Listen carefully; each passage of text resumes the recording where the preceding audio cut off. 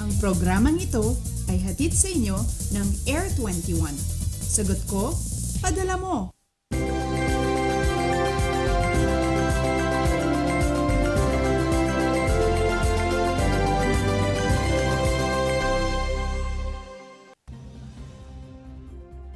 Isang magandang umaga, Luzon, malipayong adlaw, Visayas, Mapia, Kapipita, Mindanao. Good morning sa mga magkakamag-anak na naghahanda na nga para mag-jogging o kaya naman ay maglakad-lakad sa park maya-maya lamang. Linggo na naman, bukas nga ay magbabalik trabaho at paaralan na naman ang marami sa atin. Kaya naman make sure na masusulit ang araw na ito. At para nga masulit mo itong araw na ito, mahalagang handa ka rin sa magiging lagay ng panahon. Kaya naman tutok lang dito sa amin at sagot na po namin yan. Ito po ang Panahon TV na mula Lunes hanggang Linggo, una maghahatid sa inyo ng lagay ng panahon. Sa bayan din po kaming napapanood online, yan po ay sa pamamagitan ng www.ptv.ph.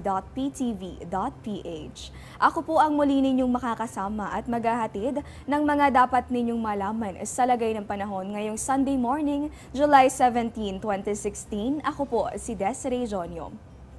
Bago po ang lahat, balikan muna natin yung ating naranasang panahon kahapon. So nitong araw ng Sabado, ridge ng isang high pressure area yung umiral dito sa Philippine Area of Responsibility, partikular na po dito sa May Luzon. Nagdala po ito ng generally fair weather condition dito sa atin sa Metro Manila, gayon din sa natitirang bahagi ng Luzon, sa Visayas hanggang dito sa May Mindanao. Ibig sabihin po ng generally fair weather condition, umiral yung bahagya hanggang sa maulap na kalangitan at nariyan pa rin naman yung mga tsansa ng mga pulu-pulong pag-ulan o pagkidlat at pagkulog, lalong-lalo na ng latter part of the day. Sa mga nakapansin naman, kahit nga may pag-ulan kahapon ay bahagya pong mainit kaya naman mamaya makakapanayam natin yung isa sa mga weather forecasters ng Pag-asa para malaman natin yung dahilan ng maalinsangang panahon kahapon.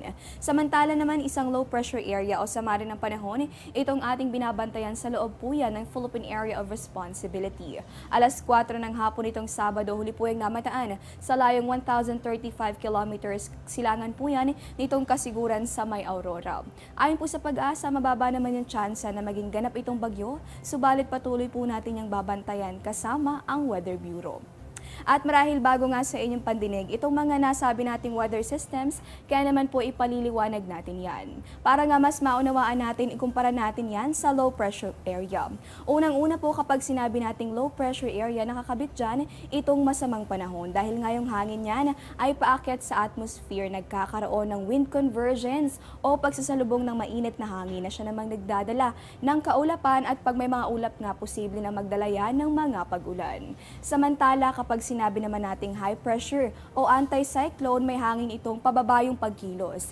Ibig sabihin niya nagkakaroon ng wind divergence. Ibig sabihin po, sa halip na mabuo ay nahahati yung puwersa ng hangin. Kaya naman, walang kaulapan na natitira sa ating kalangitan. At kapag sinabi nga nating clear skies, kaakibat niyan itong good weather condition na dala sa mga apektadong lugar.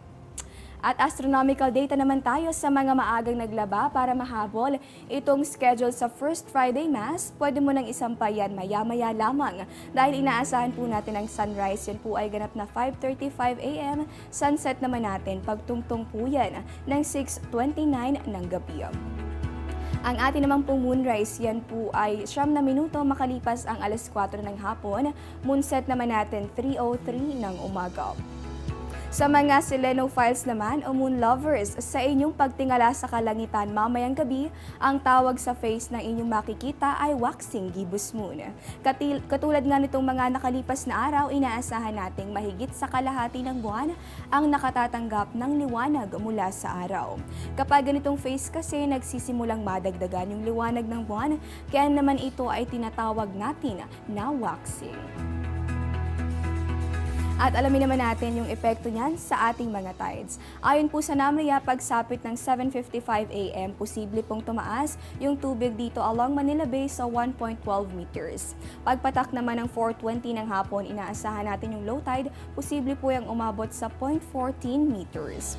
At dahil nga napag-uusapan na rin natin yung level ng tubig, alamin naman natin yung update sa mga pangunahing dams dito sa atin sa Luzon. Kabilang sa ating binabantayan dyan itong Maga at Pantabangan Bulacan at itong Angat Dam. Sa pinakahuling monitoring nga ng Pag-asa, nagkaroon pa rin ng pagbaba ng level ng tubig dito sa mga nabanggit nating dam. Unahin po natin yung Angat Dam sa Bulacan. Ito po yung nagsusupply ng tubig dito sa atin sa Metro Manila.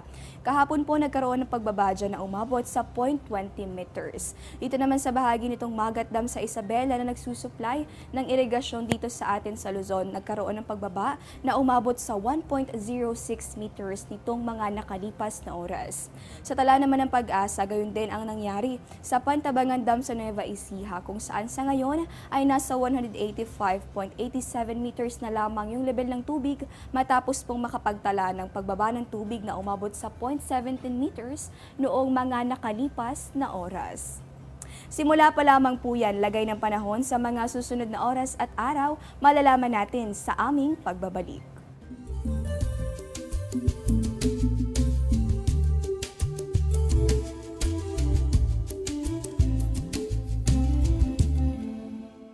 Get timely and reliable Philippine weather information anytime, anywhere through the Panahon TV mobile app, a multifunctional mobile app that brings you weather updates sourced directly from Pag-asa. The app provides a complete 3-day weather forecast at your location. It also allows you to ask or share the weather to the community. It has auto alerts for thunderstorm advisory, rainfall warning, and storm signals over your area. Download for free today, available at Google Play Store and iOS.